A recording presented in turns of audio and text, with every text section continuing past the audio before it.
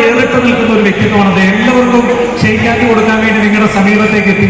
അതുകൊണ്ട് തന്നെയാണ് നമ്മുടെ ദിലീപേട്ടനെ ജനപ്രിയമായ എന്തൊക്കെ പ്രതിസന്ധികളുണ്ടെങ്കിലും ആ മനുഷ്യനെ ജനങ്ങൾ നെഞ്ചി നിൽക്കുന്ന ഒരു രംഗമാണ് നമ്മളിവിടെ കണ്ടത്. അതുകൊണ്ട് ഈ സിനിമയിൽ നിങ്ങൾ തിയേറ്ററിൽ പോയി കാണണം. ഞാനൊരു പ്രവചനം കൂടി നടത്തുകയാണ്. ഈ സിനിമ വൻ വിജയമായി തീരും. നിങ്ങളെല്ലാം തിയേറ്ററിൽ പോയി തീർച്ചയായിട്ടും. അതുപോലെ റാഫിക്ക അവിടെ നിന്ന് പറയരുത് എന്റെ തിരുവനന്തപുരമാണല്ലോ. എനിക്ക് മനസ്സിലായില്ല, കാരണം അദ്ദേഹത്തെ കൊച്ചിക്കാരനായിട്ട് കണ്ടിരുന്നത്. അപ്പൊ തിരുവനന്തപുരത്തുകാരനായ റാഫിക്കയുടെ പടമാണ്.